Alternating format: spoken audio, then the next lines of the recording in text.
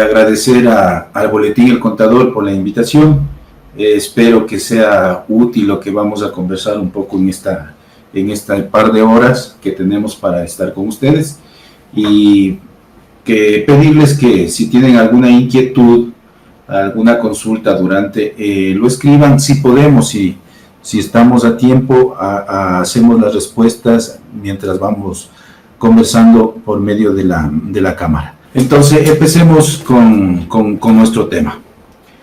Para entender un poco mejor, debemos ver que en el régimen laboral, en el país tenemos prácticamente tres regímenes laborales. El régimen que está regido por la Ley Orgánica de Servicio Público, el otro régimen que está bajo el Código de Trabajo y unos regímenes especiales. Entonces vamos a tratar de llegar a entender un poco más claro de qué depende, quiénes están sujetos a este régimen y qué nos va a servir a nosotros como Código de Trabajo. Como les decía, en el país hay dos regímenes que se encuentran prácticamente, que son principales y que casi toda la sociedad, casi toda la ciudadanía trabajadora están acogidos o regidos por estos regímenes laborales, que comprende los organismos de la función judicial, de la función legislativa, de la función electoral, prácticamente de la función de transparencia y control social, ¿sí? Entonces, estos cinco funciones del Estado prácticamente están regidos por la entidad. También las entidades que integran el régimen autónomo centralizado y regímenes especiales, ¿sí? Las entidades que integran el régimen autónomo centralizado, como son los municipios o los gobiernos provinciales, que son los gobiernos prácticamente seccionales que los conocemos, también están regidos por la Ley Orgánica de Servicio Público en cuanto a la relación entre los trabajadores, o en este caso que son servidores públicos, con el Estado. Los organismos creados por la Constitución y la ley para el ejercicio de la potestad estatal, para la prestación de servicios públicos o para desarrollar actividades económicas asumidas por el Estado. Por ejemplo, aquí para entender mejor, el IES, que está también creado por una ley y que también que son parte del sector público. Las personas jurídicas creadas por acto normativo de los gobiernos seccionales autónomos, descentralizados, que prácticamente son, para entender mejor un ejemplo, son las empresas públicas de agua potable, empresa pública eléctrica, todos los que están creados por leyes de los municipios y de todos los organismos del régimen. En las escalas remunerativas dentro del sector público, de las entidades que integran, aparte del régimen descentralizado y regímenes especiales, se sujetan a la real capacidad económica y no excederán pisos y techos que están establecidos para las remuneraciones por el Ministerio de Trabajo. El Ministerio de Trabajo es el órgano rector. En ningún caso serán inferiores a los salarios básicos unificados del trabajador. En este año creo que estamos con 386, que es el salario básico, pero en realidad en el sector público prácticamente se rige por la escala 20, que se llama, que están prácticamente servidor público 1 hasta servidor público 20. Entonces, y prácticamente un servidor público 1 está entrando con un sueldo de 8.17 en el sector público, pero ya tiene que tener por lo menos el egresamiento de la universidad para acceder a un servidor público 1.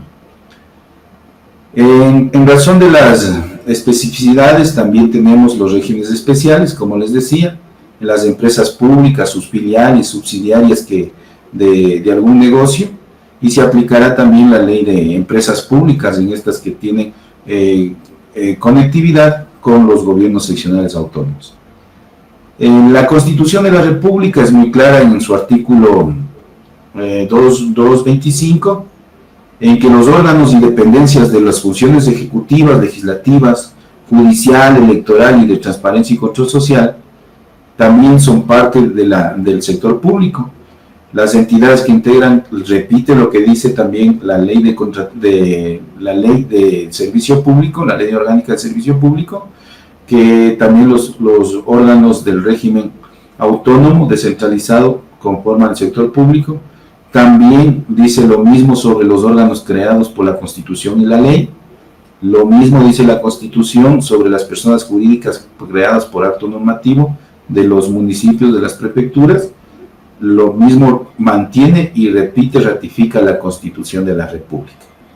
Prácticamente, o sea, a breves rasgos, el régimen de la Ley Orgánica de Servicio Público, que abarca a todo el sector público, a todos los trabajadores, a todos los servidores, funcionarios, autoridades, están regidos por este régimen. Pero también, ustedes recordarán que en este año hubo ya las enmiendas constitucionales, se dejó insubsistente y ya los que ingresan, los trabajadores que ingresan al sector público, los que realizan trabajos justamente operativos, que no son los trabajos en el escritorio, y todos esos trabajos se rigen nuevamente por el Código Laboral. Todavía no ha salido una ley secundaria para que ya regresemos a esta ley, pero de acuerdo a la consulta popular, ya todos los que entren al servicio público se regirán igual por Código de Trabajo, con los mismos derechos que venían teniendo hasta el año 2015 prácticamente, que se cambió esta figura constitucional. Avancemos entonces con el régimen del Código de Trabajo. Este régimen que nos interesa en el tema de hoy, el Código de Trabajo, prácticamente es la relación entre los trabajadores y los empleadores, ¿sí? Aclaremos una cosa, acá por eso les llamamos en forma general los trabajadores. Ya vamos a ver unos conceptos fundamentales, unos conceptos generales que son básicos para entender también cómo está constituido el Código de Trabajo y también la Ley de Servicio Público. Prácticamente ahora en la Ley de Servicio Público se reconoce a todos como servidores públicos, a todos, autoridades, directores, trabajadores, servidores, a todos se les conoce como servidores públicos. Ya no hacen ninguna distinción, tanto la Constitución como el Código de Trabajo. Entonces, dentro del régimen del Código de Trabajo es prácticamente la relación entre empleadores y trabajadores, y se aplican las diversas modalidades y condiciones de trabajo. En este código está regido y está normado, es un conjunto, que es el régimen justo es eso, ¿no? Es un conjunto de normas que sirve para regular un cierto sector, un cierto grupo de personas. Entonces, acá tenemos un régimen que prácticamente es el conjunto de normas que regulan las relaciones entre el empleador y el trabajador. Esta norma es el Código de Trabajo. Ahí está todo el régimen laboral entonces. Las normas relativas al trabajo, contenidas en leyes especiales o en convenios internacionales, también ratificados por el Ecuador, serán aplicados en los casos específicos que se requiera dentro del régimen laboral. El Código de Trabajo prácticamente está dividido en toda su normativa con las obligaciones, derechos, responsabilidades, indemnizaciones, régimen de reconocimiento de los pagos de remuneraciones, de salarios. Está regido todo esto para el trabajador y el empleador también. Ya vamos a ir viendo poco a poco las obligaciones, derechos y todo lo que tiene ahí. Régimen especial. Los regímenes especiales, como la palabra lo dice, son igual a un cierto grupo y especialmente a leyes que rigen un grupo, digamos, más pequeño, que no es muy general y que son específicos.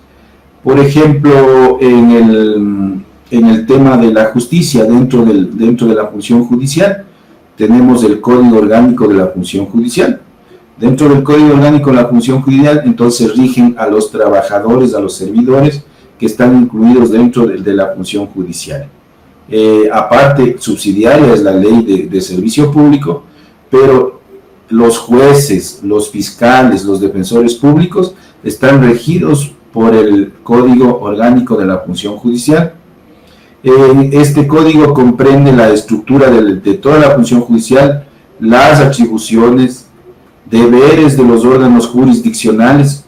¿Cuáles son los órganos jurisdiccionales? Todos los juzgados, las fiscalías, los órganos administrativos, en este caso el órgano administrativo y rector de la función judicial. Es importante ya ir conociendo poco a poco porque de pronto ya tenemos algún tema laboral, algún juicio, como lo conocemos, o algún proceso laboral. Ya sabemos que dentro de la función judicial tenemos los órganos jurisdiccionales, los órganos administrativos, que en este caso es el Consejo de la Judicatura, es el órgano administrativo y rector de la función judicial. Los órganos auxiliares, tenemos los órganos autónomos, hay solo los órganos autónomos de la función judicial, que es la Fiscalía y la Defensoría Pública. Esos son dos órganos de la función judicial, los órganos autónomos. Están las competencias de los jueces, las relaciones con los servidores y servidores de la función judicial, y todos los sujetos que intervienen dentro de la administración de justicia. Prácticamente ese es el régimen de un régimen especial. Y hay muchos regímenes especiales, régimen aduanero, el régimen del sector eléctrico. Hay algunos regímenes especiales, pero un poquito para adentrarnos ya en el tema también de ir conociendo para qué nos sirven los órganos de la función judicial, le he puesto como ejemplo el Código Orgánico de la Función Judicial. Es importante entonces empezar ya a conocer unos principios fundamentales que tenemos que tener como base para la relación que existe entre el trabajador y el empleador. Un principio fundamental es la obligatoriedad del trabajo. Esta obligatoriedad del trabajo está constituido en el artículo 33 de la Constitución de la República del Ecuador, que nos dice que el trabajo es un derecho y un deber social, y un derecho económico, fuente de realización personal y base de la economía. ¿Qué quiere decir esto? Que primero el trabajo es un derecho que tenemos todos los ciudadanos que estamos dentro del país. Tenemos el primero como un derecho, es un derecho fundamental del ser humano, del ciudadano, de tener un trabajo. Un deber social, aparte de ser un derecho, también es un deber, es una obligación que tenemos como seres humanos de contribuir a la sociedad, de contribuir al país en el desarrollo. Y obviamente, dice aquí, es un derecho económico, claro, nosotros necesitamos porque por medio de los ingresos podemos tener la fuente para, como dice aquí la norma, de realización personal, no solo de nosotros, sino de las familias, de los seres queridos que tenemos a nuestro lado. Aquí dice, el Estado garantizará a las personas trabajadoras el pleno respeto a su dignidad y una vida decorosa, remuneraciones y distribuciones justas y el desempeño de un trabajo saludable y libremente escogido y aceptado. Suena muy bonito, está todo bien en la norma constitucional, es un principio fundamental. Nuestra Constitución es garantista de derechos, en el libro es muy bonito, pero en realidad falta mucho para llegar a todo este texto. Hay normas constitucionales que tratan de garantizar todos los derechos, pero en la práctica faltan políticas públicas para nosotros poder acceder a toda esta maravilla de garantías que tiene la Constitución de la República. Esa es la obligatoriedad del trabajo. Tenemos otros principios fundamentales que están dentro de la Constitución y la ley. Tenemos aquí la libertad de trabajo y contratación. La misma Constitución de la República, en la parte donde establecen los derechos, en el artículo 66, los derechos de libertad, reconoce y garantiza a las personas, entre otros derechos, entre muchos otros derechos, el derecho a la libertad del trabajo. Nadie será obligado a realizar un trabajo gratuito o forzoso, salvo los casos que determine la ley. Sí, ya vamos a ver, hay unos casos muy especiales que puede ahí tal vez obligadamente realizar un trabajo, pero de ahí ningún trabajo, como lo ratifica el artículo 3, el trabajador es libre para dedicar su esfuerzo a la labor lícita que a bien tenga. ¿Qué quiere decir esto? Que también el trabajo es libre, pero tiene que ser lícito el trabajo que realicen los ciudadanos dentro del país. No se refiere a otra cosa, sino que tenemos libertad para escoger nuestras labores lícitas. No podemos realizar trabajos ilícitos, que sería lo contrario, que estarían fuera de la ley, fuera de la norma constitucional. Lo ratifica el artículo 3 diciendo que ninguna persona podrá ser obligada a realizar trabajos gratuitos ni remunerados que no sean impuestos por la ley, salvo los casos urgentes, o sea, los casos extraordinarios o de necesidad de inmediato auxilio. Fuera de esos casos, nadie está obligado a realizar un trabajo sin la remuneración correspondiente. ¿Qué significa esto? Que claro que se puede hacer un trabajo en auxilio en alguna necesidad, en algún terremoto, en alguna catástrofe natural. Podemos realizar estos trabajos y de pronto en algunas situaciones, de pronto hasta medios obligados, pero no por eso quiere decir que lo demás puedan obligarnos a hacer un trabajo. Lo importante es que todo trabajo que se realice tiene que ser remunerado. Vamos a otro principio, el principio de irrenunciabilidad del derecho. ¿Qué quiere decir esto? De los derechos es aquí. La Constitución de la República, igual dentro del artículo 326, numeral 2, determina o manda que los derechos laborales son irrenunciables e intangibles. Dice aquí seguido, será nula toda estipulación en contrario. ¿Qué quiere decir esto? Que los derechos de los trabajadores, los derechos laborales, son irrenunciables, o sea que nadie puede renunciar a los derechos laborales. Como dice, e intangibles, son intocables, no se puede tocar. Los jueces, cuando se estén topando derechos de los trabajadores, derechos laborales estipulados dentro del Código de Trabajo, no pueden tocar, tienen que ser favorecidos los trabajadores con estos derechos. Será nula toda estipulación en contrario. ¿Qué quiere decir?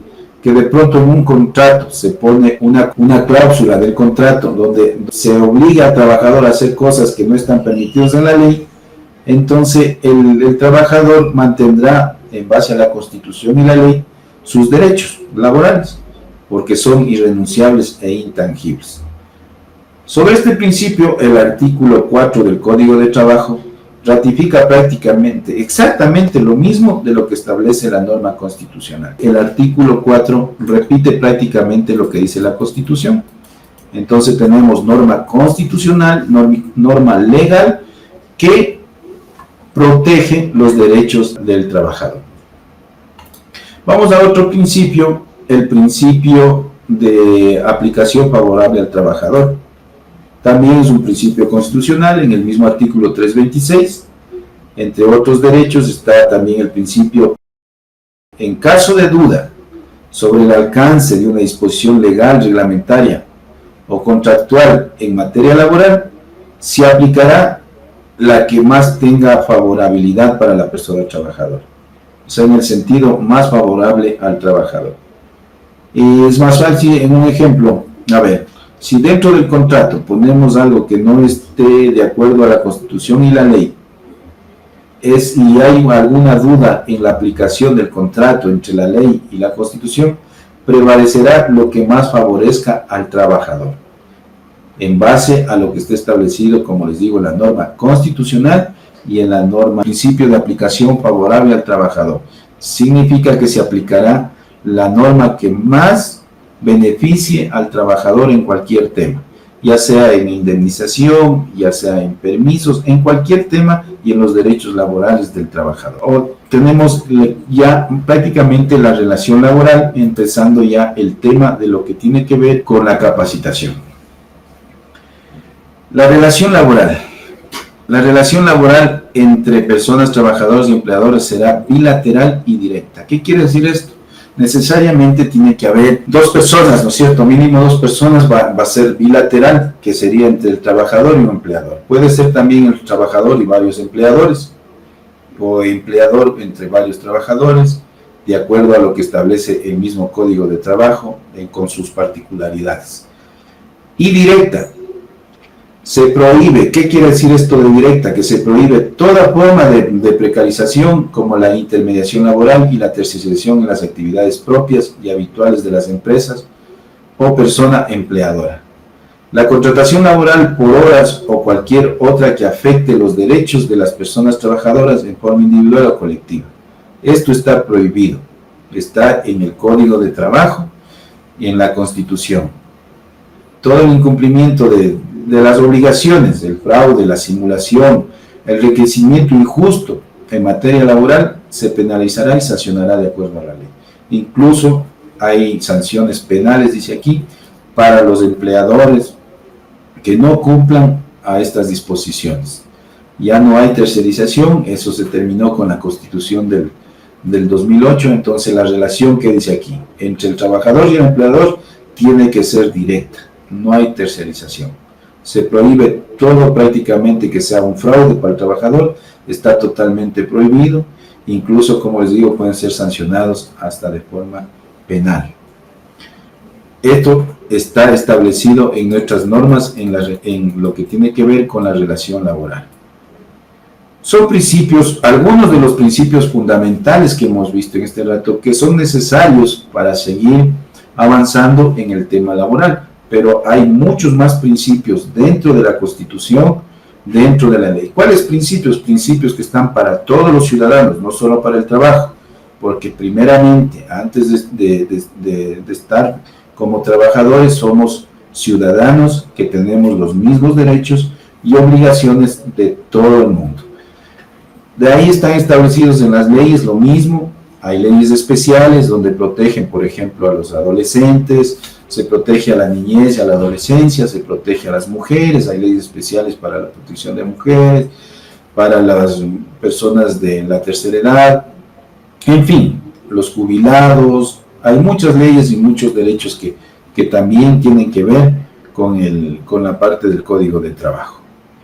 Tenemos unos conceptos también que son necesarios y vamos a ver unos principales conceptos, ¿no? Que igual hay muchos conceptos. El contrato individual. ¿Qué es un contrato individual de trabajo? Es el convenio en virtud del cual una persona se compromete para con otra u otras a prestar un servicio lícito y personal bajo su dependencia, por una remuneración fija, por medio de un convenio, de la ley, del contrato colectivo o la costumbre. Ya vamos a ir revisando la clase de contratos y ahí van a salir todas estas ideas de cómo está prácticamente establecido el contrato individual. Tenemos el concepto de qué es un trabajador, la persona que se obliga a prestar el servicio o a ejecutar alguna obra, se denomina trabajador y puede ser empleado o obrero. Eso es lo que dice el Código de Trabajo, que puede ser empleado u obrero. El empleador, la persona o entidad de cualquier clase que fuere, por cuenta u orden de la cual se ejecuta la obra, o a quien se presta el servicio, se denomina empresario o empleador. Establece esto el Código también del Trabajo. El concepto de empleador es fundamental dentro del tema que estamos viendo, porque prácticamente es extenso el tema del empleador. También dentro de los consejos provinciales, como les decía, dentro del Estado, las municipalidades y demás personas jurídicas de derecho público, tienen la calidad de empleadores respecto de los obreros que están dentro de las obras públicas, nacionales o locales. Se entiende por tales obras no solo las construcciones, sino también los mantenimientos que realizan dentro de estas construcciones. En general, la realización de todo trabajo material relacionado con la prestación del servicio público, aun cuando a los obreros se les hubiere extendido un nombramiento o cualquier forma de relación laboral. Tienen la misma calidad de empleadores respecto de los obreros, de las industrias que están a cargo o de las empresas que tienen trabajadores a su cargo. También tiene la calidad de empleadores las empresas, como dice la ley, ¿no? La empresa del ferrocarril del Estado, los cuerpos de bomberos respecto de sus obreros. Sería importante también tener claro lo que establece la Ley de Seguridad Social en el capítulo 2 de los asegurados obligados. Ahí establece algunas definiciones importantes para los efectos de la protección del seguro general obligatorio.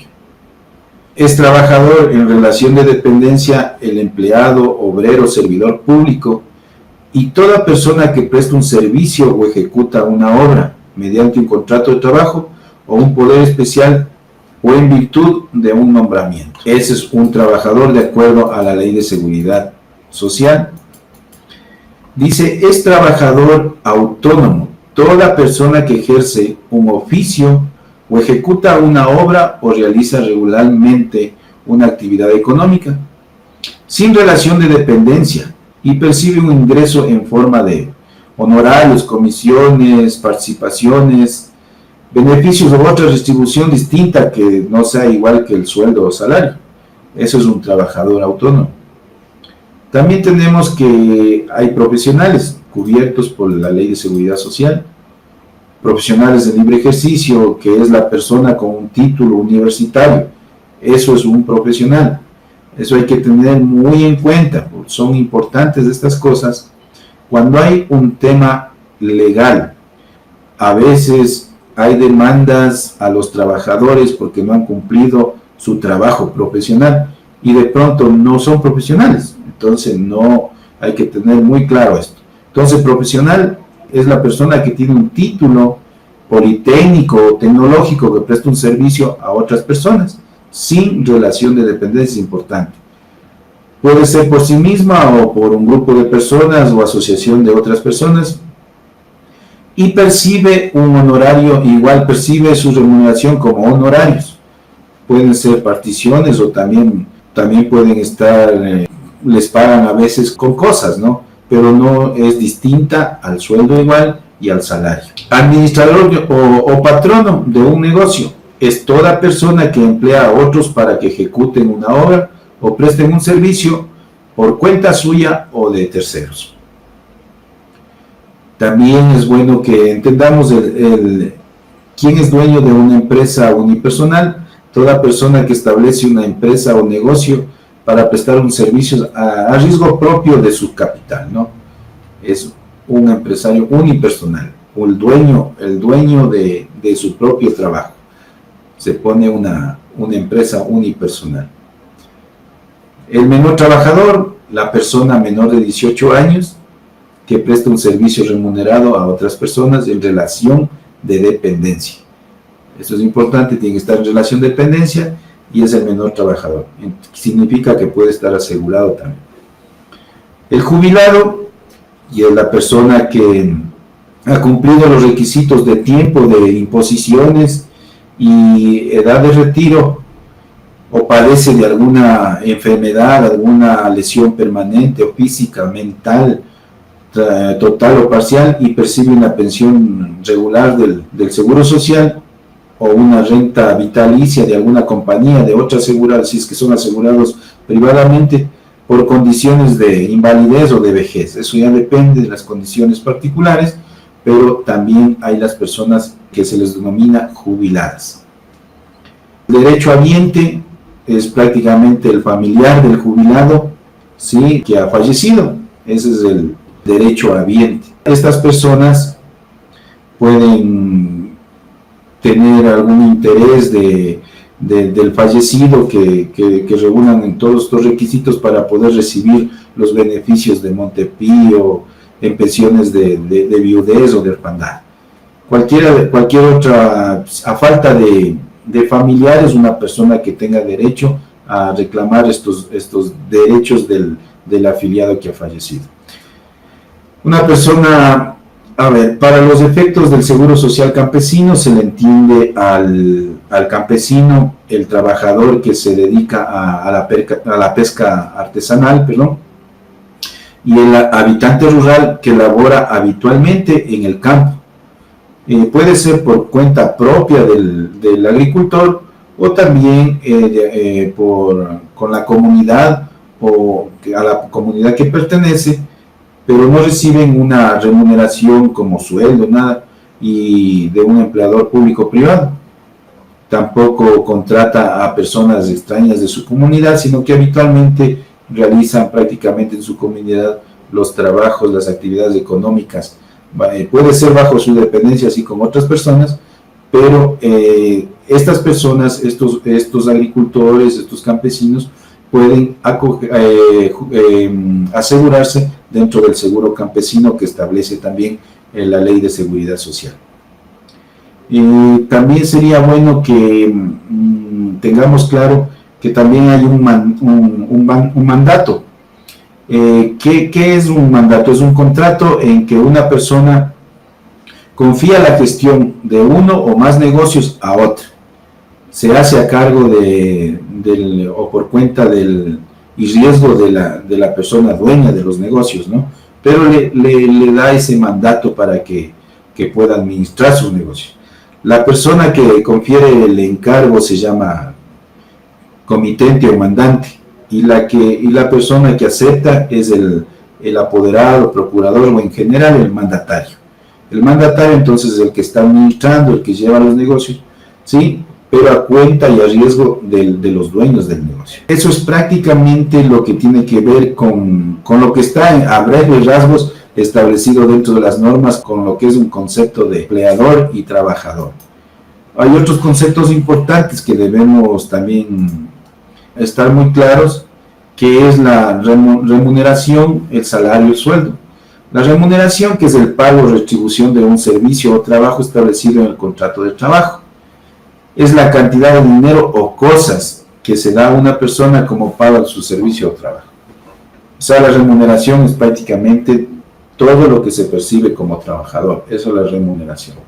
El salario es el pago en dinero por la jornada de trabajo, por la prestación de servicio, calculado en días u horas de trabajo, de modo que es fijado por una unidad de tiempo. ¿Qué significa esto? Que el salario, o sea, se paga por los días y las horas prácticamente trabajadas, ¿sí? Y se tiene que referir justamente a un periodo de tiempo.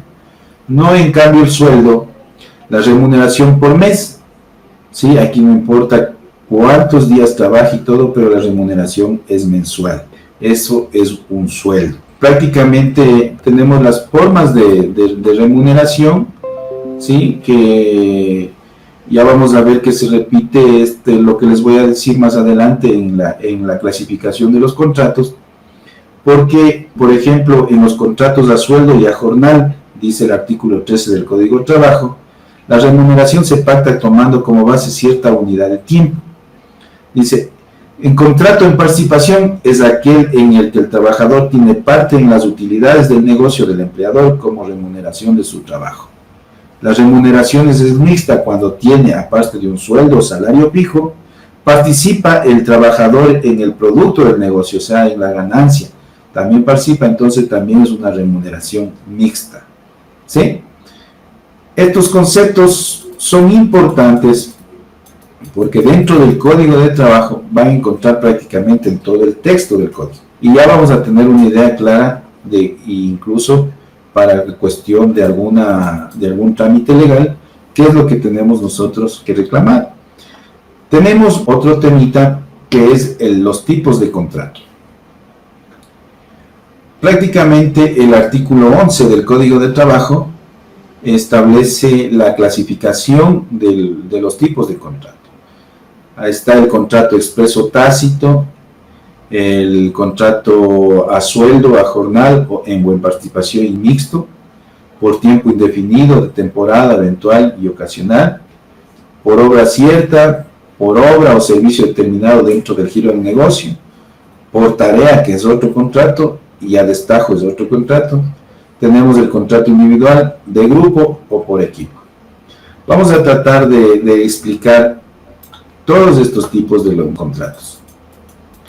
Y esto es importante porque cotidianamente requerimos, justamente para tener una relación laboral, suscribir un contrato, o también conocer que no necesariamente tiene que haber un contrato por escrito. A ver, ¿a qué se refiere el contrato expreso y tácito? El contrato es expreso cuando el empleador y el trabajador acuerdan las condiciones, sea de palabra o poniéndoles por escrito. Eso es lo que tiene que decir el contrato expreso.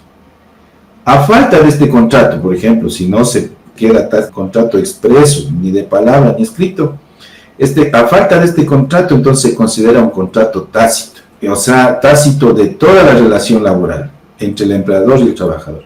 ¿Qué significa esto? O sea, que ya tiene un contrato y que tiene que cumplirse las obligaciones y los derechos que establece el Código de Trabajo. Entonces, ahí hay un contrato expreso o un contrato tácito, como nos dice el numeral A del artículo 11.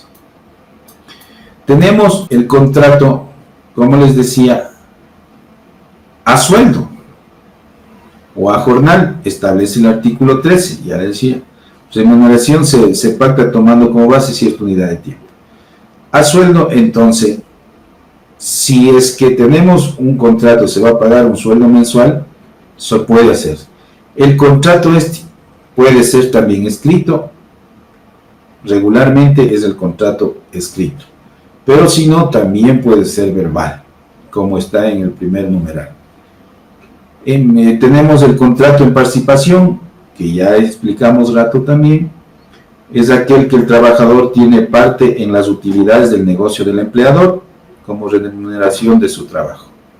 Tenemos el contrato mixto, que en este caso, aparte de recibir la remuneración, puede ser el salario o el sueldo fijo, el trabajador participa también en las utilidades o en el concepto de retribución a su trabajo, en el producto que tiene el empleador, participa el trabajador.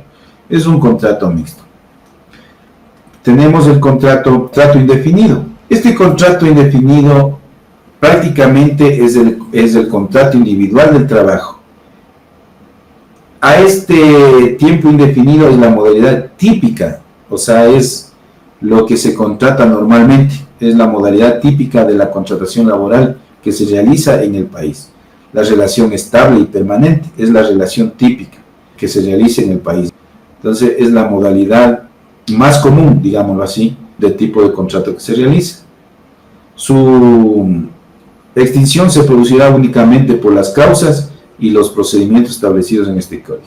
¿Qué significa? Que este contrato prácticamente se termina solo por las condiciones que están determinadas dentro del Código de Trabajo. Ya vamos a ver cuáles son las causas de terminación del contrato. ¿Sí? Estos contratos prácticamente, como les decía, es la forma más común, pero tenemos unos contratos que es, por ejemplo, por obra cierta. Ya vamos a ver los contratos temporales, eventuales, ocasionales. Ya, los contratos por obra cierta que sean habituales en la actividad de la empresa o el empleador, ¿sí?, no son igual que se puede contratar como tiempo indefinido, ¿sí?, por obra cierta.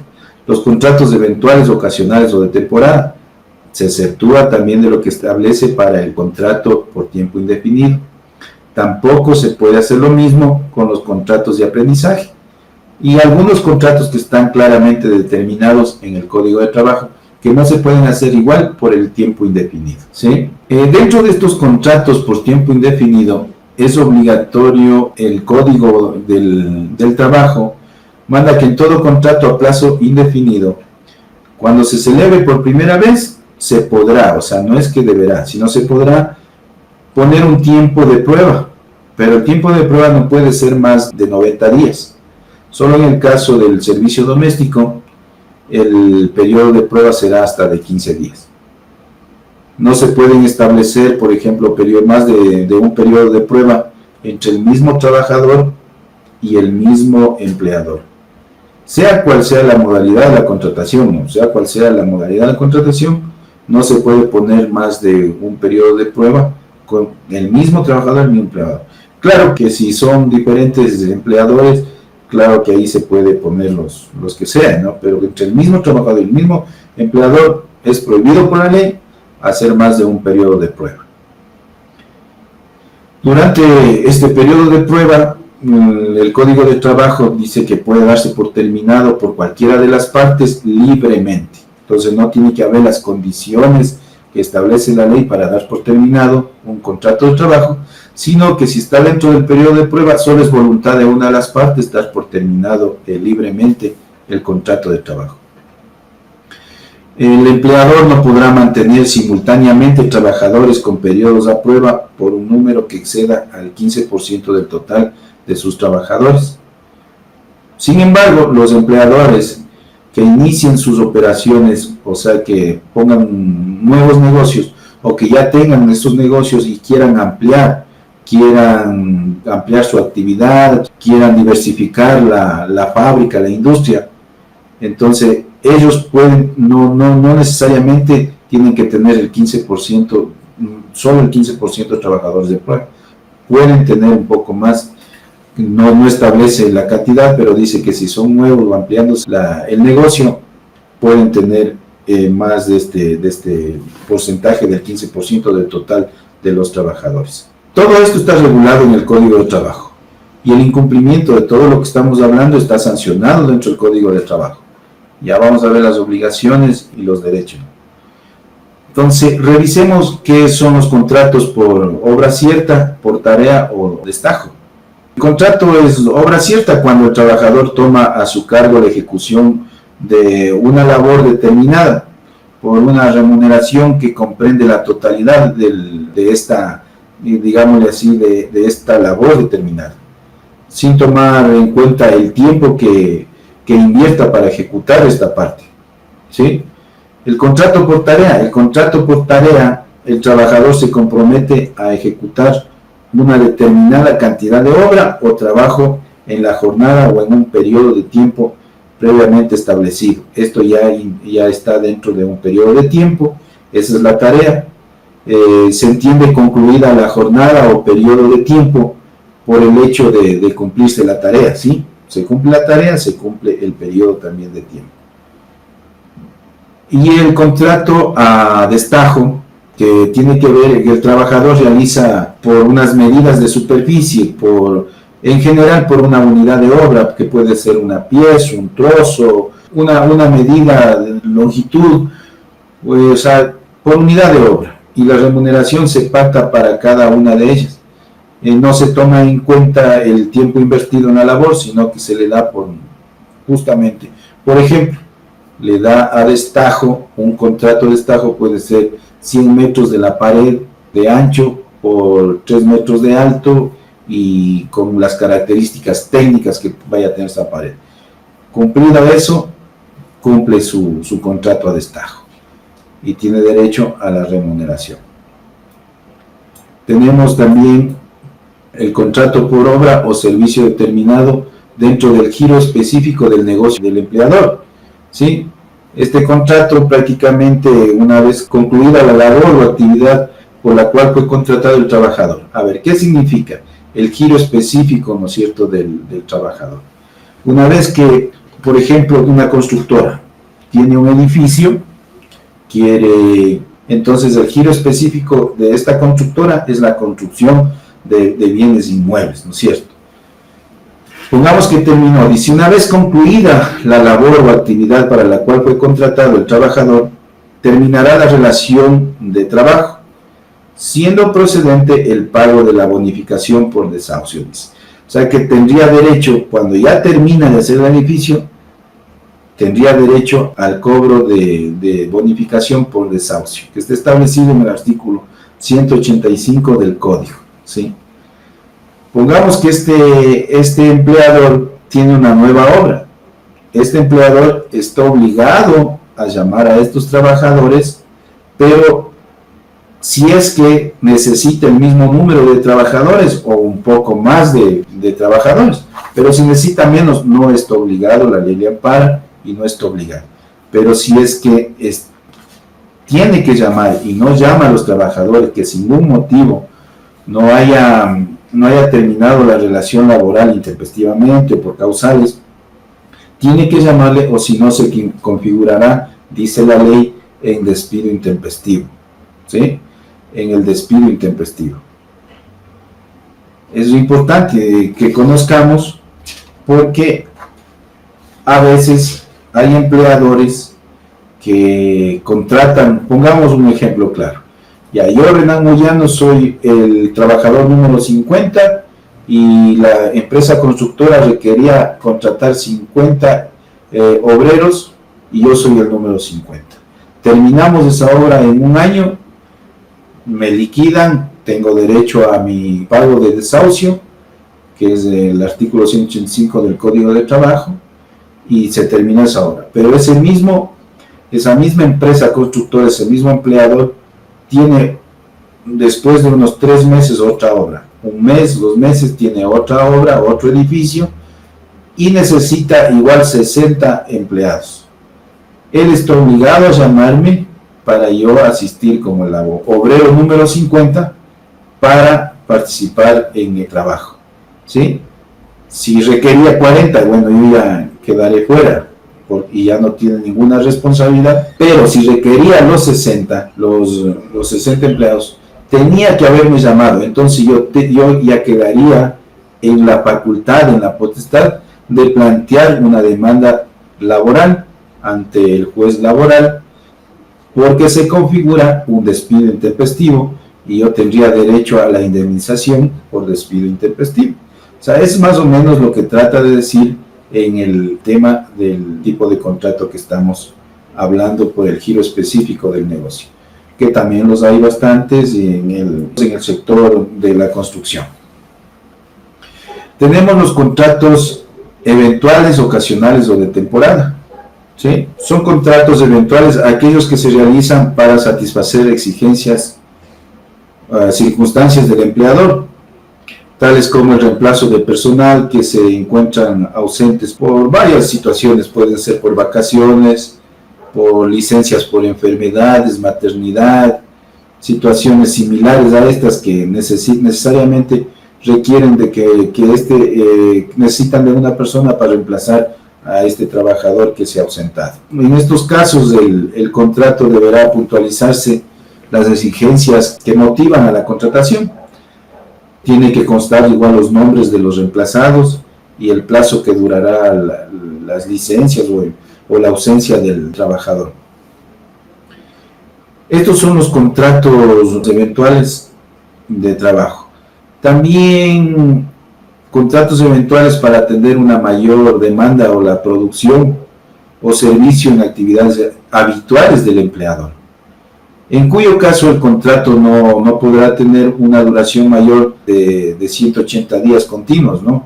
Entonces ya no sería eventual, sino pasaría a ser otra forma de contrato, dentro del lapso de 300, o sea, de un año, ¿no?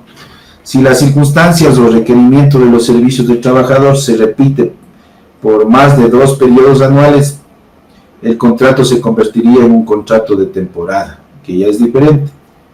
El sueldo o salario que se pague a los contratos eventuales tendrá un incremento del código, dice, ¿no?, que tendrá un incremento del 35% del valor de la hora del salario básico del sector del que corresponde al trabajador. Hay que tener muy en cuenta. Estos contratos eventuales que nos estamos refiriendo, un ejemplo puede ser en la Navidad, ¿no?, que es donde más pasa. Estas empresas que se dedican a comercializar los caramelos, la confitería, en el tiempo ya que se acerca la Navidad, requieren de más trabajadores y contratan eventualmente, ¿sí? Entonces, con estas condiciones que establece el Código de Trabajo, puede hacer estos contratos eventuales. ¿Por qué tienen estas características, estas diferencias los contratos? Justamente para no caer en responsabilidades que no convengan. Por ejemplo, son eventuales, no pueden hacer un contrato individual de trabajo por tiempo indefinido.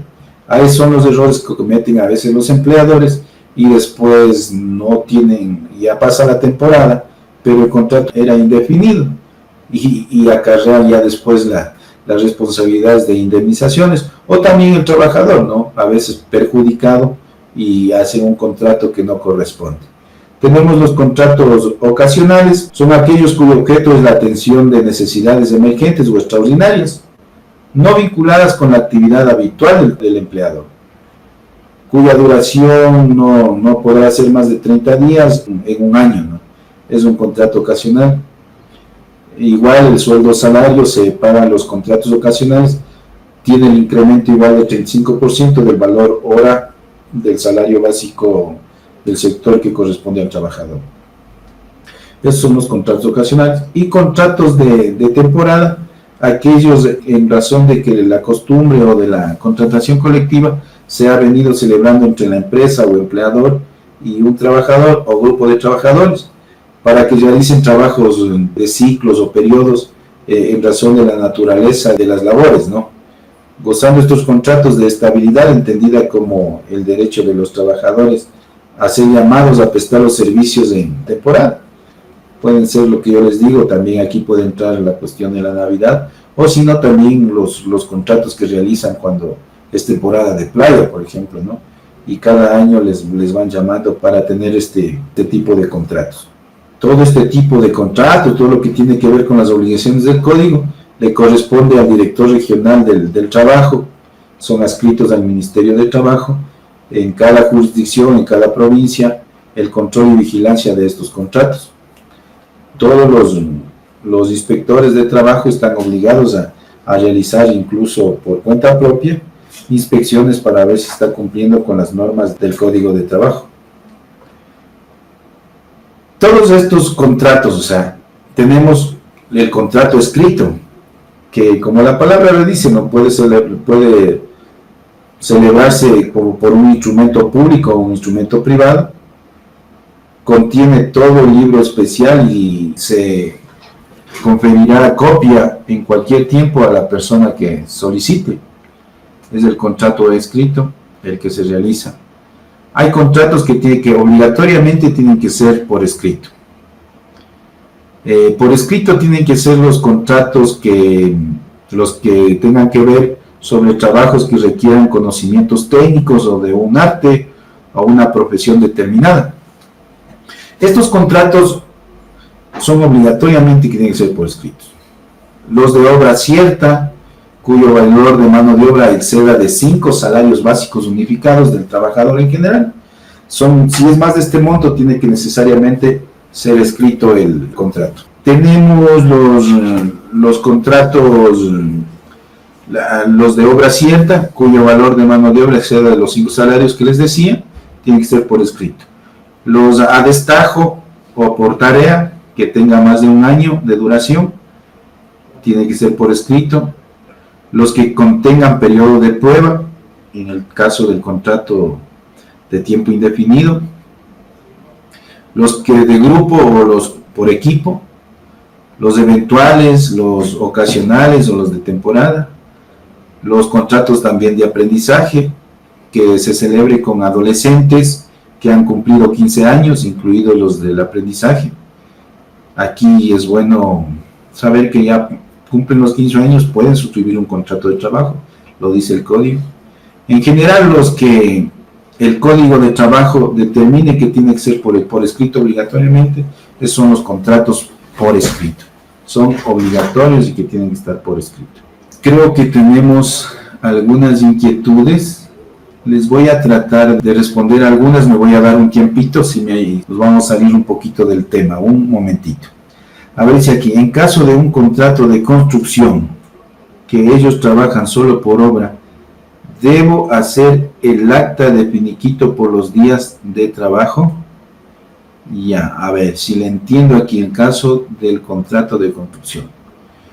Como les decía, a ver, ya, eso del finiquito, el acta de finiquito, tiene que reconocerle al trabajador todos los beneficios legales que le corresponden de acuerdo al Código de Trabajo.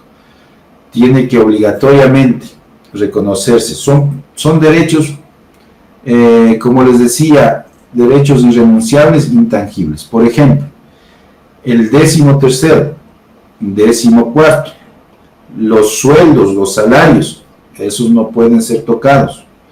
Todos esos tienen que reconocerse en el acta de finiquito. Y dependiendo la forma de terminación del contrato, por eso yo les decía, el trabajador tiene la voluntad de separarse del trabajo y lo comunica al empleador, le tiene que reconocer el porcentaje por pago por desahucio, ¿sí? De acuerdo al artículo 185. Todo esto tiene que estar contenido dentro del acta de finiquito. El acta de finiquito es un trámite administrativo que solo puede ejecutar ante el inspector del trabajo, ¿sí? Es administrativo. Por ejemplo, si no se les reconoce el tema de las indemnizaciones, de las remuneraciones, de acuerdo a la ley ante el inspector del trabajo, entonces ya pueden tomar otras resoluciones que sería ya irse a un juicio laboral y que valgan los derechos del trabajador por medio del juez laboral, ¿sí? Prácticamente el acta de finiquito es una cuestión, yo diría, de las voluntades de las partes, firmarla, suscribirla, están de acuerdo, firmar y cobrar. Sería un acuerdo entre las partes. Pero ya cuando se convierte en una vía judicial, jurisdiccional ante el juez, ya no es eso, sino que ahí ya no deciden las partes, sino decide quién está decidiendo en base a las pruebas, en base a lo que se haga en el proceso, en toda la sustanciación del proceso. El juez estará decidiendo qué es lo que tiene que cobrar y qué es lo que no tiene que cobrar, ¿no? Entonces ahí el juez imparcialmente, en base a las pruebas, ¿sí?, resolverá cuánto es lo que tiene que cobrar el trabajador. A ver, aquí tengo una pregunta, creo. ¿Y a los contratos por tarea puede suscribir los ingenieros civiles que van a ejecutar una obra para institución pública?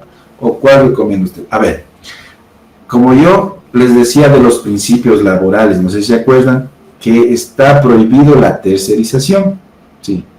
Si el Estado, si una obra pública contrata a un ingeniero civil como persona natural, la institución pública tiene la obligación y la relación del contrato, la relación contractual con el ingeniero civil. El ingeniero civil es el que buscará su personal para hacer la obra. Entonces, la relación laboral, ¿de quién va a ser?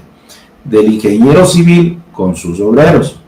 Esa es la relación laboral. Entonces, el ingeniero civil, para cumplir de acuerdo a lo que esté establecido dentro de las características técnicas de la obra, de acuerdo a lo que se haya comprometido en el proceso de contratación, de acuerdo a la Ley Orgánica de Contratación Pública, de acuerdo a sus intereses, él contratará al personal.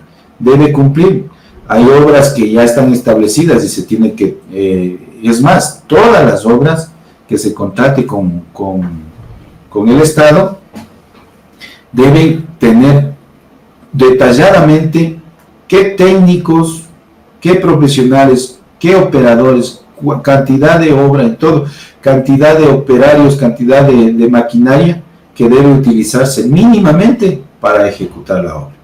Así son las condiciones de las contrataciones en el sector público. Y en ese sentido, estoy seguro que dentro de una obra civil ya depende cuál le convenga la modalidad al ingeniero civil para contratar, ¿sí?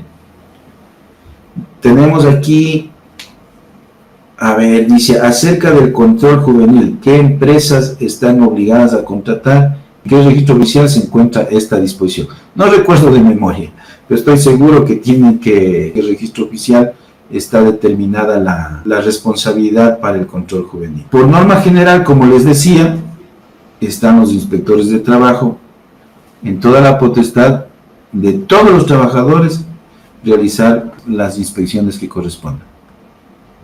Se deben afiliar a los contratos eventuales. Efectivamente, el ingeniero civil contratará al personal, pero ¿qué tipo de contrato recomienda usted que el ingeniero civil debe aplicar para dicha contratación? Como yo le decía, depende ya de las condiciones que el ingeniero requiera. Por ejemplo, es un edificio de un año, ¿ya? Y se va a terminar con ese año. Podría contratar un eventual, podría contratar por obra cierta, podría contratar por... Ya depende las condiciones mismo de la obra.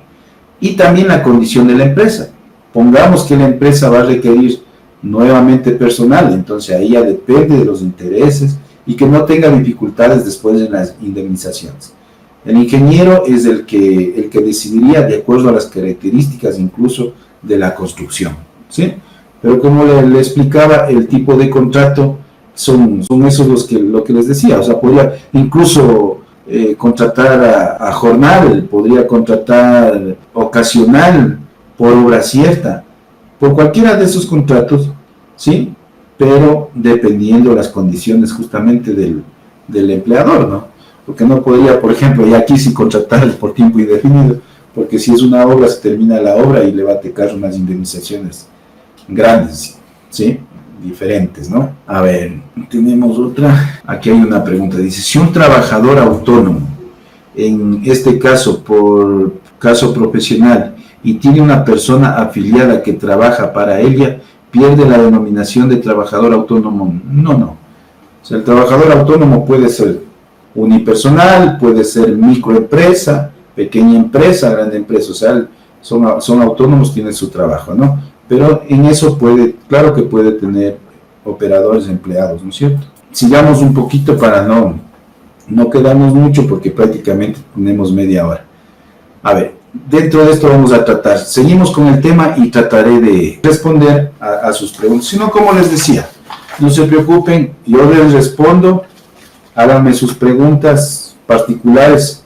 Yo sé que incluso se evitan una consulta a la oficina del abogado, pero háganlo a mi correo, yo encantado les doy una respuesta con más tranquilidad. Quiero que me entiendan, tenemos prácticamente media horita para avanzar en el tema que también es importante en cuanto a las obligaciones y a los derechos de los trabajadores, y ahí va saliendo también otros temas como estos, las inquietudes de ustedes, y yo les voy a ir respondiendo. Les digo, escríbanme a mi correo, yo encantado, identifíquense que son del Boletín El Contador, yo les responderé de la mejor forma y también viendo la norma. La capacidad para contratar, ¿qué es lo que nos dice?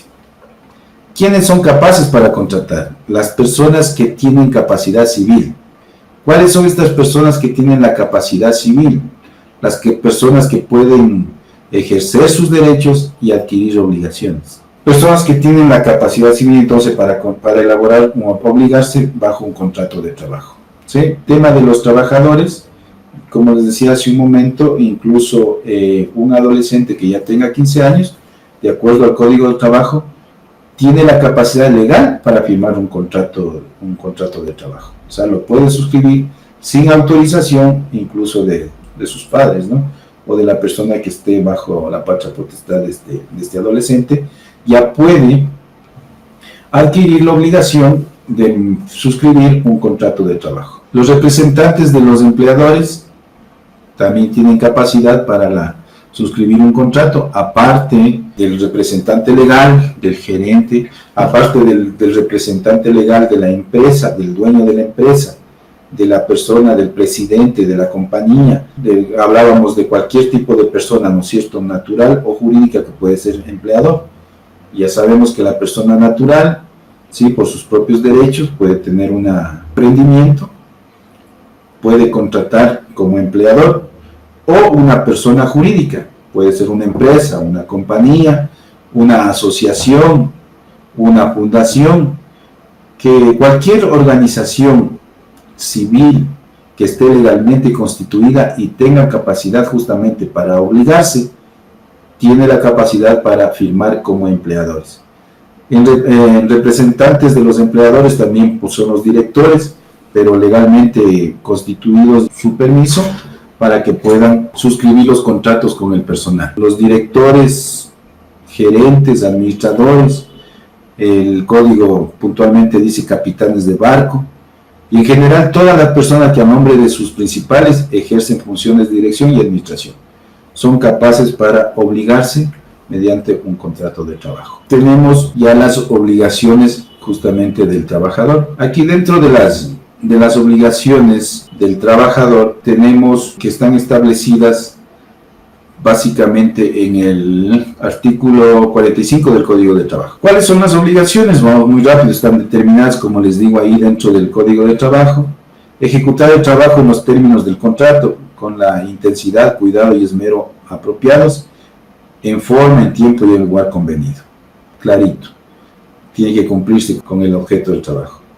Dice, restituir al empleador los materiales no usados y conservar el buen estado de los instrumentos útiles de trabajo, no siendo responsable por el deterioro que se realice de acuerdo a la naturaleza mismo de la utilización, ni tampoco será responsable por casos fortuitos, fuerza mayor, ni los provenientes de mala calidad o defectuosa construcción, ¿no es cierto? Entonces, prácticamente, ellos son responsables, los trabajadores, de cuidar sus útiles de trabajo, ¿sí? Pero no, en el caso de un maremoto, de un terremoto, de un asunto de fuerza mayor, que son las catástrofes naturales, no serían. Y también por caso fortuito, puede caerse, no es culpa del trabajador, tampoco son responsables, ¿no es cierto?, de estos materiales. Tenemos trabajar en casos de peligros siniestros inminentes por un tiempo mayor que el señalado para la jornada máxima y aún en los días de descanso cuando peligren los intereses de los compañeros o del empleado. Es lo que nosotros le conocemos, la yapita que decimos del trabajador, ¿no? Observar buena conducta durante el trabajo, no tienen que tener buena conducta, son causales, ya vamos a ver las causales de determinación del contrato por parte del empleador. Mantener buena conducta en el trabajo, cumplir las disposiciones del reglamento interno, si es que hubiere dentro de la empresa, tiene que cumplir el reglamento interno, ¿sí? Pero el reglamento tiene que ser legal, ¿no? Ojo, porque a veces hay los reglamentos, pero no están legalmente avalizados por el Ministerio de Trabajo. Los reglamentos tienen que ser legalmente establecidos. No puede arbitrariamente un empleador tener un reglamento que no esté legalmente expedido, ¿no? Otra obligación del trabajador es dar aviso al empleador cuando por causas injustas faltar al trabajo. Justamente las establecidas por licencias, por cuestiones de calamidad y todo, ¿no? Pero tienen que estar justificadas las faltas. Sin justificar, usted sabe, por ejemplo, 3 días de ausencia al trabajo sin justificación pueden ser despedidos, ¿no? De acuerdo al 172 del Código del Trabajo. Otras obligaciones: comunicar al empleador o a su representante los peligros de daños materiales que amenacen la vida o los intereses del empleador o trabajador. Escrupulosamente los secretos técnicos, comerciales o de fabricación de los productos a cuya elaboración concursa. ¿Sí? O sea, tienen que tener discrecionalidad, secretos sobre lo que conozcan, por ejemplo, para fabricar algunas fórmulas, ¿no? De los que tenga conocimiento el trabajador. O sea, no puede realizar estas divulgaciones porque iría en contra de los intereses, está dentro de las obligaciones del trabajador, ¿sí? Sujetarse a las medidas preventivas e higiénicas que impongan las autoridades. Están establecidos, cada empleador tiene claramente establecidas las medidas, entonces tienen que estar sujetos a estas medidas. Y las obligaciones que están establecidas durante todo el Código del Trabajo y las demás leyes, ¿no? Todas esas obligaciones. Tengo una pregunta: ¿los 3 días aplican sábado y domingo? No, son días laborables. Si usted faltó el viernes es un día de falta. No puede ser eso, porque los días sábados y domingos son de descanso obligatorio, ¿no? Cuando trabaja sábado y domingo ya saben que tienen derecho a las horas extraordinarias por eso mismo. Contestando a la pregunta que me hicieron. Vamos a las obligaciones del empleador. Entonces tenemos las obligaciones del empleador. Son las establecidas en el artículo 228 de la Constitución, que es sobre la remuneración, que será justa, con un salario digno que cubra las necesidades por lo menos básicas del trabajador. Justamente el Estado es el que establece anualmente el salario básico establecido en la ley, ¿sí? En este año, como les decía, creo que es, si no estoy mal, 386. El pago de remuneraciones se hará en los plazos convenidos, es otra obligación del empleador, y no podrá ser disminuido ni descontado, salvo la autorización expresa del trabajador o de acuerdo con la ley, ¿sí? Lo que el empleador deba a los trabajadores por cualquier concepto constituye privilegio, crédito privilegiado, que se llama, de primera clase, con preferencia incluso a las hipotecas. Por ejemplo, si un empleador debe a los trabajadores y ya se define en un juicio laboral las cuantías que tiene que pagar, y si ese bien ha estado hipotecado y ya está rematado, primero tienen que cobrar los trabajadores y después cualquier otro acreedor. Eso es lo que quiere decir, que constituye crédito privilegiado lo que le adeudan al trabajador. Para el pago de indemnizaciones, la remuneración comprende todo lo que percibe el trabajador, esto ya vimos. Significa que la obligación del empleador tiene que cancelar todo lo que corresponde por remuneración al trabajador. Las personas trabajadoras del sector privado tienen derecho a participar de las utilidades líquidas de la empresa, de acuerdo con lo que establece la ley. La ley fija los límites igual para las empresas que explotan recursos incluso renovables, en las empresas cuales el Estado tenga participación. Todas estas obligaciones están determinadas en la Constitución, pero también en el artículo 42 del Código del Trabajo, que son las obligaciones puntuales del empleador, ¿no? O que tienen como empleador. En el artículo 42 están establecidas las obligaciones que ratifica pagar las cantidades que corresponden al trabajador en los términos del contrato. Y si no están en los contratos, ya saben que tienen que regirse al Código de Trabajo.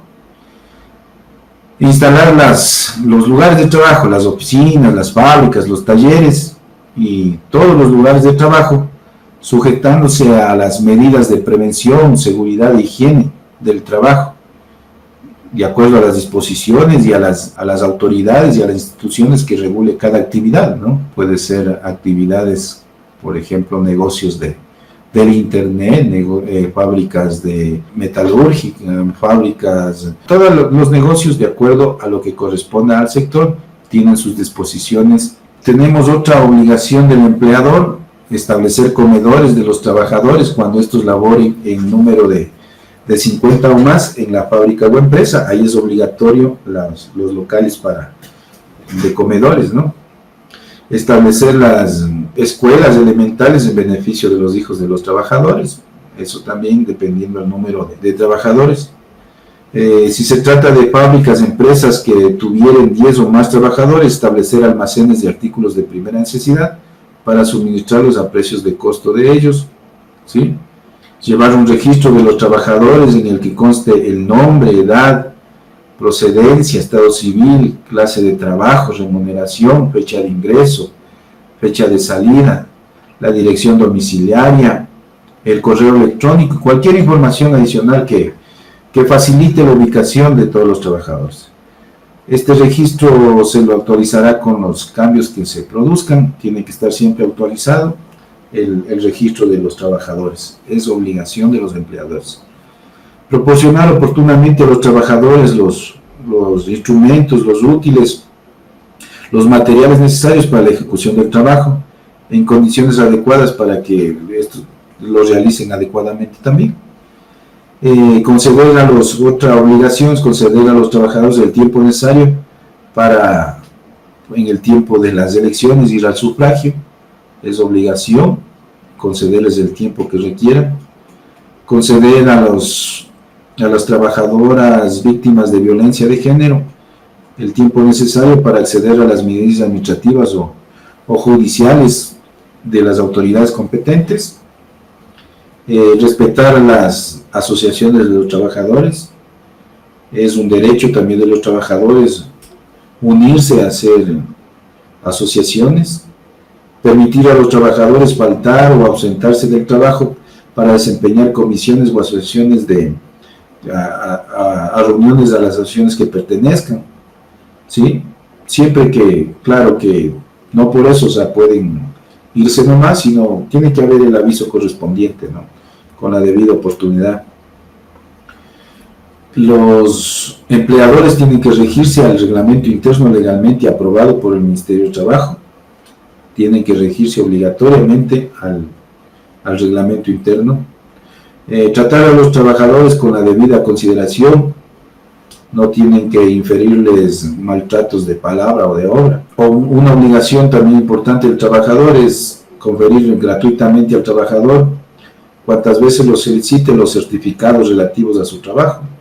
Requiere certificados, tiene la obligación de entregar el trabajador los certificados que requiere el trabajador, ¿sí? Cuando el trabajador se separe definitivamente del empleador, está obligado a certificar que acredite el tiempo de servicio, por ejemplo, la clase de trabajo que realizaba, el salario que percibía. Son obligaciones del empleador. Otra obligación es atender las reclamaciones de los trabajadores. Otra es proporcionar lugar seguro para guardar los instrumentos, los útiles, los materiales. Pagar al trabajador la remuneración correspondiente al tiempo perdido cuando vea imposible del trabajador, sea culpa del empleador. Pagar al trabajador cuando no tenga derecho a la prestación por parte del Instituto Ecuatoriano de Seguridad Social. Otra obligación es proporcionar a las asociaciones de trabajadores, si lo solicitaren, un local para que puedan reunirse y hacer lo que requieran como asociación. Una obligación también es descontar de las remuneraciones las cuotas que según los estatutos de la asociación, tengan que hacerse a los trabajadores. Otra obligación del empleador es pagar al trabajador los gastos de ida y vuelta, alojamiento y alimentación cuando por razones del servicio tengan que trasladarse a un lugar distinto de la residencia, lo que en el sector público es el viático. Entregar a la asociación o a cualquier trabajador multado la cuenta y por qué le impusieron la multa, que no tiene que ser la multa tampoco sin motivación. La empresa que cuente con 100 o más trabajadores está obligada a contratar los servicios de trabajador social, de médico. Pagar al trabajador reemplazante una remuneración no inferior a la básica que corresponda, es otra obligación. Facilitar, tenemos también otra obligación del empleador, facilitar sin menoscabo de las labores de la empresa la propaganda interna en pro de la asociación de los sitios del trabajo, suministrar cada año en forma completamente gratuita por lo menos un vestuario. Tenemos que conceder 3 días de licencia con remuneración completa al trabajador en caso de fallecimiento del cónyuge, es otra obligación, o el pariente dentro del segundo grado de consanguinidad o de afinidad, tienen derecho el trabajador a tener 3 días de permiso y es una obligación del empleador conceder. Las empresas empleadoras registradas en el Instituto de Seguridad Social están obligadas a exhibir en lugar visible y al alcance de todos los trabajadores las planillas mensuales de remisión de los aportes. Es una obligación importante, ahí pueden ver los trabajadores si es que está el empleador al día con el pago de la seguridad social para que puedan ser atendidos y todo en la seguridad social, o si no el empleador cae en mora también. El empleador público o privado que cuente con un número mínimo de 25 trabajadores está obligado a contratar al menos a una persona con discapacidad en las labores permanentes, de acuerdo al giro del negocio. Tenemos otra obligación que es contratar un porcentaje mínimo de trabajadores, porcentaje que será establecido por las comisiones sectoriales del Ministerio del Trabajo. Y tenemos también las obligaciones del empleador respecto del aprendiz, que está establecido en el artículo 161 del Código de Trabajo, y está detallado qué es lo que tiene que cumplir con el aprendiz. Prácticamente esas son las obligaciones del empleador. Están definidas dentro del código, entonces no hay por qué sino solo irse a los artículos que les he dicho y pueden ver todas las obligaciones que tienen los empleadores. A ver, ahora vamos a los derechos del trabajador, que es un tema importantísimo. Ya vimos que la Constitución determina que el trabajo, determina las formas de trabajo y su retribución. Además, el derecho al trabajo se sustenta en importantes principios fundamentales que prácticamente los revisamos, esos principios fundamentales. A ver, vamos con los derechos del trabajador. La Constitución de la República, como les decía, ya determina los principios fundamentales y los derechos del trabajador. Los derechos del trabajador, ya lo dijimos, son irrenunciables, será nula toda estipulación contraria, ya sabemos de lo que se trata. Los funcionarios judiciales y administrativos están obligados a prestar a los trabajadores oportuna y debida protección para garantizar y eficacia de sus derechos. Entonces, todos los servidores públicos, que sean administrativos o judiciales, tienen y están obligados a que eficientemente se protejan los derechos de los trabajadores. ¿Qué significa? Que no puede haber demoras injustificadas, que tienen que hacerse los procesos como corresponde en favor, con eficacia, rápidamente, en favor de los trabajadores. Es un derecho del trabajador. Todos los derechos de los trabajadores están establecidos uno por uno dentro del artículo 326 y del 325 de la Constitución. Le podemos ir viendo uno por uno de los que están establecidos ahí. Pero prácticamente, aparte de todos los derechos del trabajador, son todos los derechos que están establecidos en la Constitución para todos los ciudadanos. La Constitución es muy garantista de los derechos entonces significa que tenemos muchos derechos que podemos ejercer y hacer valer los derechos ante las autoridades. Vámonos con el último temita, que es la terminación del contrato. Los contratos de trabajo terminan por causas legalmente previstas en el contrato. ¿Cuáles son las causas legalmente previstas en el contrato? Lo que están estipulados en el contrato, si se cumple con todas las causas legalmente establecidas ahí en el contrato, significa que se puede terminar el contrato. Por acuerdo de las partes. ¿Qué significa esto por acuerdo de las partes? En cualquier tiempo del contrato, si se ha ejecutado, no se ha ejecutado, se ha iniciado, está a medias, lo que sea, si hay acuerdo entre las partes, puede terminarse el contrato de trabajo. Por la conclusión de la obra, periodo de labor o servicio objeto del contrato. Obviamente, si ya concluyó la obra, se termina el contrato.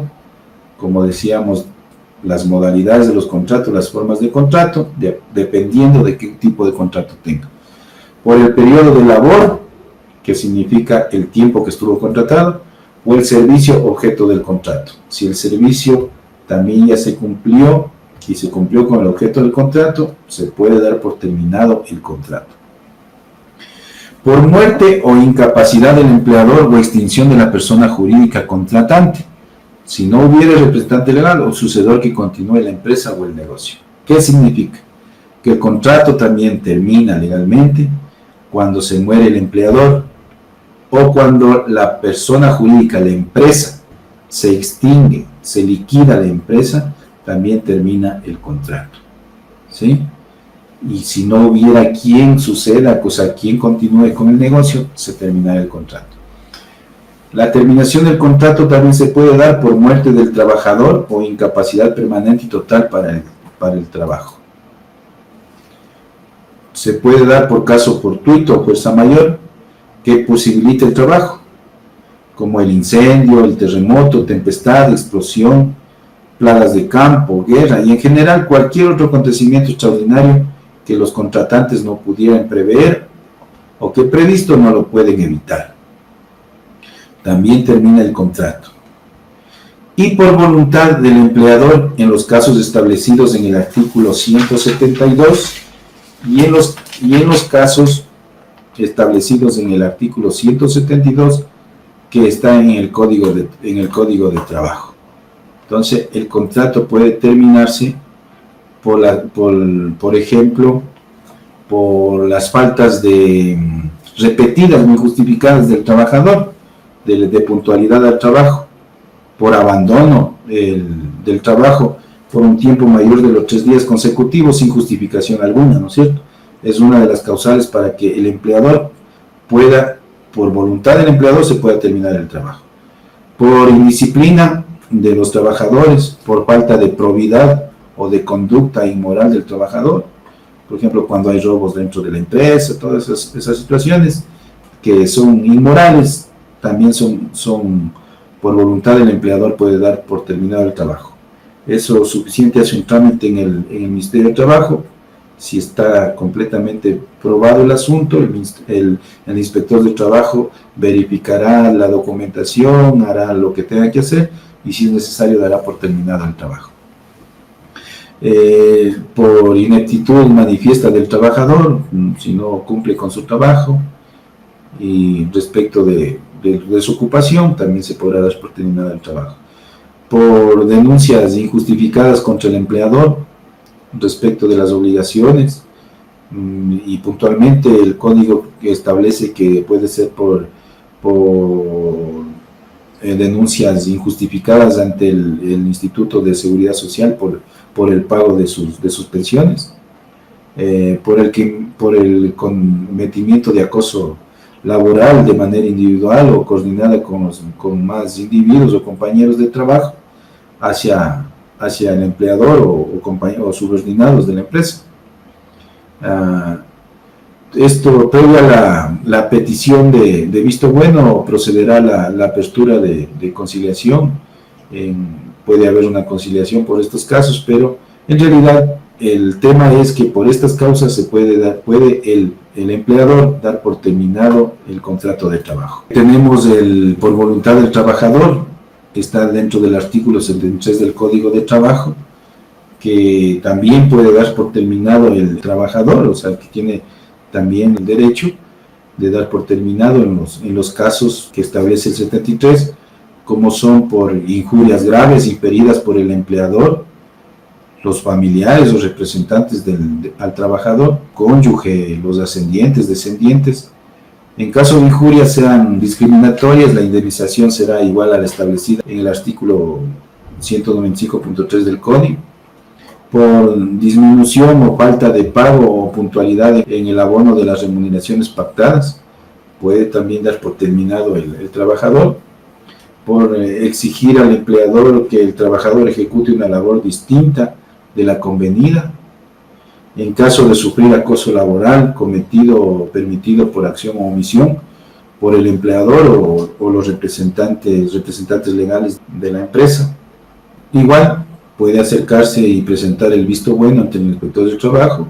Se hará todo el procedimiento que tiene que realizar el inspector y seguirá con el trámite que corresponde para dar por terminado el contrato. Una puntual es por desahucio del presentado por el trabajador. Esto significa que ya no quiere el trabajador y presenta como un mes antes al empleador su voluntad de dar por terminado el contrato, y el trabajador lo acepta y tiene derecho a la indemnización también por desahucio. Todas estas causales de terminación, entonces, ya dependen muchas circunstancias de la parte de la indemnización. Por ejemplo, si hay un despido intempestivo. ¿Qué es el despido intempestivo? Para un poquito tener la idea clara.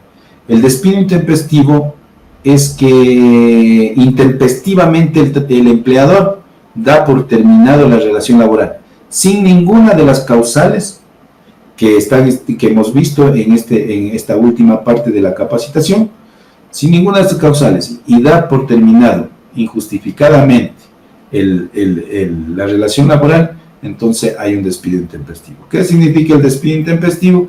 Que será indemnizado el trabajador justamente con una remuneración anual de acuerdo a su sueldo por cada año de trabajo, aparte de los otros beneficios que tiene derecho el trabajador. Toda esta situación de la relación laboral, tanto para la parte contractual y la terminación de las relaciones laborales, están establecidas dentro del Código de Trabajo. Es importante mencionar que tanto los empleadores y los trabajadores están sujetos al Código de Trabajo y están establecidas las normas claras para la relación laboral.